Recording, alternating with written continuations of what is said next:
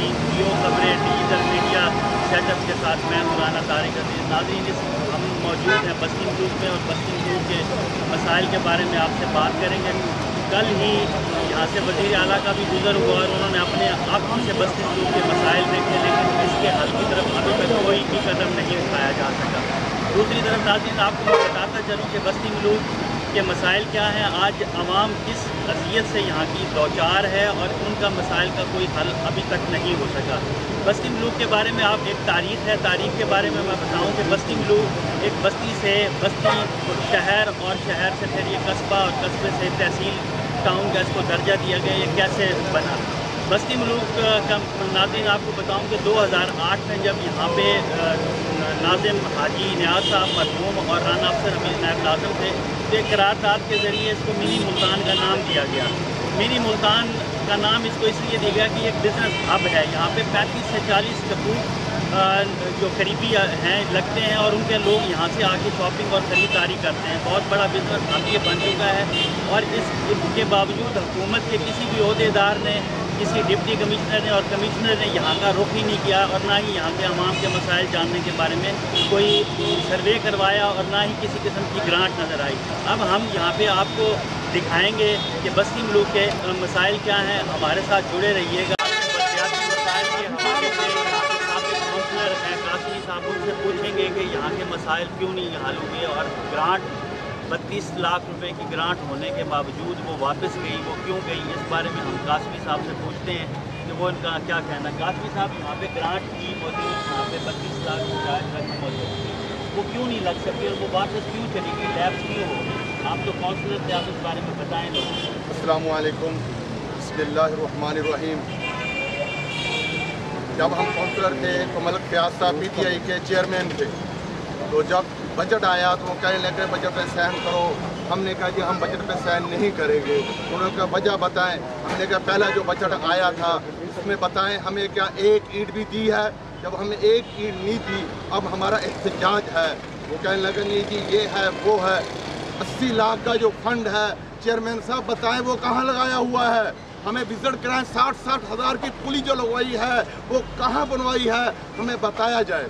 जब हमारा एहतजाज होता रहा, जो PTI के काउंसलर थे उनकी भी बात समझ में आई कि कासमी भाई की या खादम भाई की या रज़वान भाई की कोई ज़ातियात जंग नहीं है, कोई ज़ातियात मुखालफत नहीं है, ये तो मसाइल की जंग लड़ रहे हैं। जब उन्होंने भी वाइस चेयरमैन साहब ने, आप बात कर रहे हैं ना कि 80 लाख का फंड आया, लेकिन जो 32 लाख रुपये जो वापस गए उसके बारे में आपने क्यों नहीं कहा कि 32 लाख रुपये से? मैं वही बताना चाहता हूँ ना जी, मैं वही बताना चाहता हूँ। तो जब इख्तलाफात हुआ हमारे हाउस में तो वाइस चेयरमैन ने भी आवाज़ उठाई कि चेयरमैन साहब आप गलत कह रहे हो, वो जो हिसाब मांग रहे हैं वो जायज़ बात है, आप हिसाब दें। तो जब उनकी बहस होगी तो वाइस चेयरमैन ने वहाँ पे लिख के दे दिया कि गैर मुद्दत के लिए इजलास को मुलतवी किया जाता है।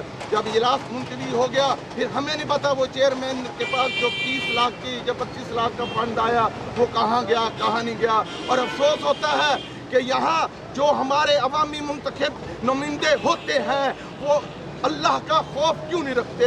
मैंने चेयरमैन साहब को कहा कि आपने एक आदमी को नवाजने के लिए डॉक्टर चौधरी मोहम्मद अरशद साहब जो साहब का पुलिस रिटायर है कि आपने उसकी सेवरेज डलवा दी। यही सेवरेज किसी 50 घर की गलियों में डलवाई होती तो इससे 50 लोगों का फायदा होता। और फिर उसके अलावा सर चेयरमैन साहब ने हमारी UC से फंड रखा था कि मैं कुएं का काम कराऊंगा जो सेवरेज का वहाँ सिस्टम है, लेकिन आज तक हमें वो नजर नहीं आया। सेवरेज के अलावा यहाँ पे और क्या मसाइल है?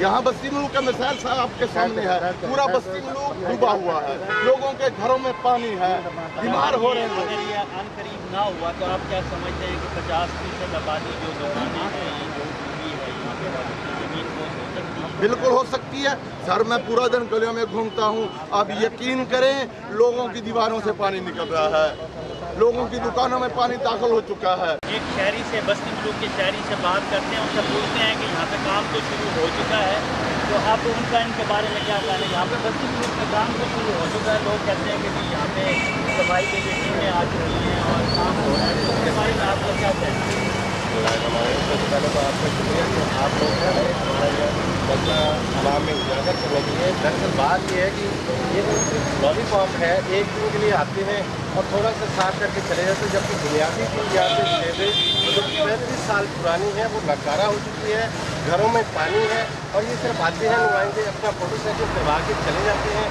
कोई तवज्जो नहीं है बिल्कुल। अब ये देखें आप कौमी इमलाक का कितना नुकसान है, ये सड़क देख लें तबाह हो गई है पानी से, कोई तवज्जो नहीं है, करोड़ों रुपए की लगा के गवर्नमेंट सड़क बनाती है और सिर्फ अदम तवज्जो और हमारे नुमाइंदों की गैर संजीदगी की वजह से, इस तरफ तवज्जो ना होने की वजह से ये सारा निज़ाम ख़त्म हुआ पड़ा है। और ये तो सिर्फ एक फ़ोटो सेशन कराते हैं, आते हैं एक दिन के लिए लगा के और चले जाते हैं, 2 दिन बाद फिर यही मसला पैदा हो जाता है। तो आप क्या कहते हैं कि ये मुश्किल हल क्या है? सर मुश्किल हल यही है कि ये सेवरेज लाइन को मुश्किल बुनियाद पर दोबारा नए सिरे से बनाया जाए और मैंने तरीके से बनाया जाए। पहले जो पाइप डाले हुए हैं वो बिल्कुल छोटे 4 इंच के पाइप भी नहीं है, जो पुराने पाइप डाले हुए थे वो 4 इंच के नहीं चल सकते, नकारा हो चुके हैं, जबकि गटर लाइनें बंद हैं। ये तो सिर्फ एक टॉपी ड्रामा है। जो यहाँ से वज़ीर आला कब गुजरे इसके बारे में हमें बता रहे हैं बस्ती मुल्क के शहर। कुछ दिन पहले गुज़श्ता रोज़ यहाँ वज़ीर आला का कैबिनेट के साथ यहाँ से गुजरना हुआ और उनकी यहाँ गाड़ी यहाँ 15 से 20 दिन हो चुके हैं तो मुझे लगा क्या उन्होंने ये भी गवारा ना किया कि रुक कर बस्ती मुल्क का हाल ही पूछ लूँ कि ये सीमेंट का जो मसला है, करोड़ों रुपये हमारा ये रोड बनता है उस पर पानी पड़ा है, ये तबाह हो रहा है रोड उसकी वजह से। तो क्या बस्ती मुल्क के MP MNO ने उन्हें वज़ीर आला मुंतखब नहीं किया? क्या बस्ती मुल्क के वो वज़ीर आला नहीं थे?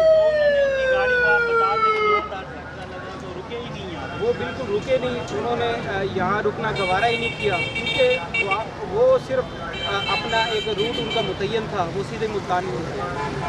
हाँ जी, मैं अल्लाह बसा मेरा नाम है, मैं किसान काउंसलर हूँ और मुंतखब आया हूँ।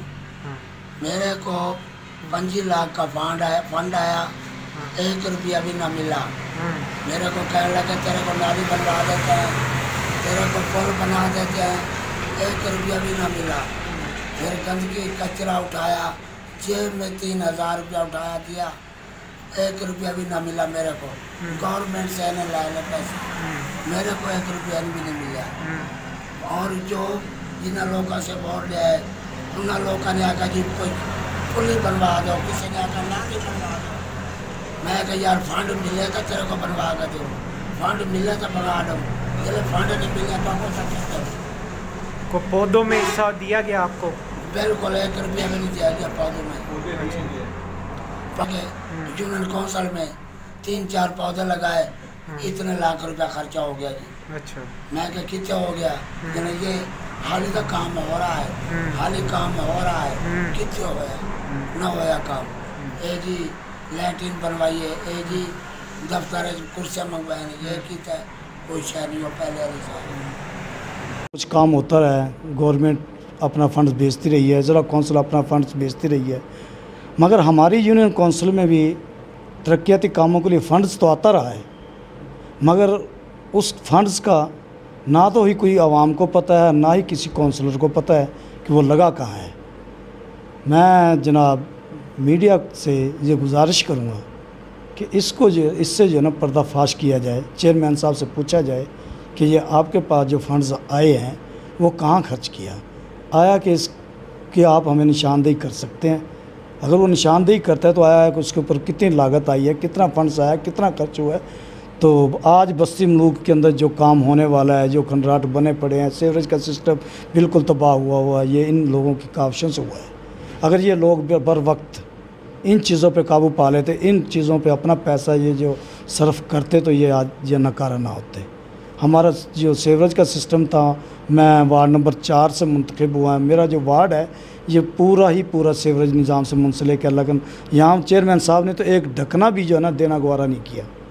एक मेन होल का मसला था, कोई 2-3 दफ़ा जो है ना चेयरमैन साहब से रिक्वेस्ट की गई, उन्होंने कहा कि मैं इसको बनवा देता हूँ, इसको बनवाता हूँ, लेकिन वो भी मैंने अपने मोहल्ले से 10,000 रुपये इकट्ठे किए ताकि इसको हम बनवाएं, मगर वो चेयरमैन साहब ने कहा कि ये मुझे दे दो, मैं और पैसे डाल के जो है ना आपको बनवाता हूँ। वो 10,000 रुपये मैंने उसको दे दिए, मगर मेरे वो ढक्कन और मेन होल आज तक ना बने। मौजूद हैं बस्ती मलूक यूनियन कौंसिल के दफ्तर के पास, जहाँ पे वाटर फिल्ट्रेशन प्लांट है जो कि नाकारा और कभी भी किसी हालत में ये शुरू ही नहीं हो सका। इस वक्त सूरत हाल ये है कि बस्ती मलूक की 1 लाख से ज़ायद की आबादी है जो कि गंदा पानी पीने पर मजबूर है। ये 2009-10 में यहाँ के मुंतखब MPA आमिर गनी मडल ने इसका काम शुरू करवाया था, जो कि आज तक मुकम्मल ना हो सका और किसी भी मज़ीद नए आने वाले अवामी नुमाइंदों ने भी इस तरफ तवज्जो नहीं दी। जबकि इसके बाद यहाँ पे चेयरमैन यूनियन कौंसिल भी रहे, लेकिन उसके बावजूद भी यहाँ पे कुछ ना हो सका और ये बस्ती मलूक की आवाम आज भी गंदा पानी पीने पर मजबूर। इस सिलसिले में हम यहाँ के शहरी से बात करते हैं कि उनका क्या कहना है। जी बताइएगा, ये वाटर फिल्ट्रेशन प्लांट क्यों नहीं आता? ये 2009 से लग कर अभी तक नहीं लगा, इसलिए टूटियाँ हैं, टूटियाँ भी उतार के ले गए हैं लोग, अंदर से भी खाली है, ना मशीन भी आई, ना तवज्जो नहीं है, लगी नहीं है अभी तक, ना कोई आई है। तो आला हकाम ने अभी तक कोई तवज्जो नहीं दी। मुस्लिम लीग नून के दौर में भी कोई अभी तक तवज्जो नहीं दी गई, इस दौर में भी नहीं दी अभी तक इन्होंने। तो हमारी गुजारिश आला हकाम से कि फिल्ट्रेशन पानी को चलाया जाए।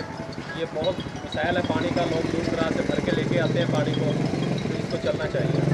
आपने बस्ती मलूक के मसाइल देखे, उनके शहरियों की बातें भी सुनी और उन्होंने बताया कि वो किस अज़ियत से दौचार है। बस्ती मलूक के बारे में मैं आपको बताना चाहता हूँ, जो मेरी अपनी ज़ाती राय है वो ये है कि बस्ती मलूक ज़िला मुल्तान की आखिरी हदूद है और ये बिल्कुल आखिर पे वाक़ है। जैसे महकमा अनहार में जो टेल पे रकबे होते हैं, काश्त होते हैं, उनका बीच में टेल पे आने के वजह से रकबे का पानी चोरी हो जाता है। इसी तरह मुझे भी ऐसा होता है, बस्ती मलूक का जो फंड है वो दरमियान में ही रुक जाते हैं और बस्ती मलूक के ऊपर नहीं लगते। कमिश्नर, डिप्टी कमिश्नर, यहाँ के MNA MPA जो कि आज भी नुमाइंदा हैं, मुंतखब हैं और उसके अलावा जो इस आज से पहले यहाँ मुंतखब होकर जा चुके हैं, उन्होंने बस्ती मलूक को लावारिस समझा हुआ है। और दूसरी जो इसकी लावारसी की जो मुझे समझ में आती है, यहाँ के मुकामी जो अफराद हैं और जो मुकामी सियासत करते हैं उनके आपस में अदम इत्तफाक है। इनफरादी तौर पे तो हर कोई MNA MPA को अप्रोच करता है, कमिश्नर ऑफिस भी जाता है, डिप्टी कमिश्नर ऑफिस भी जाता है और दीगर टाउन ऑफिस में भी जाते हैं, लेकिन इज्तमाही तौर पर यहाँ के कोई भी मुकामी सियासतदान और आवाम मिल के आवाज़ नहीं उठाती। आज हम आपको जियो खबरें डिजिटल मीडिया के तवस्सुत से उनकी आवाज़ आला हुकाम तक पहुंचाने की कोशिश कर रहे हैं। उम्मीद है कि आपको हमारा ये प्रोग्राम पसंद आया होगा। अगले प्रोग्राम के साथ मैं फिर हाजिर होऊंगा। मुझे मेरे कैमरामैन टीम के साथ इजाज़त दीजिएगा। अपना बहुत सारा ख्याल रखिएगा। अल्लाह हाफ़िज़।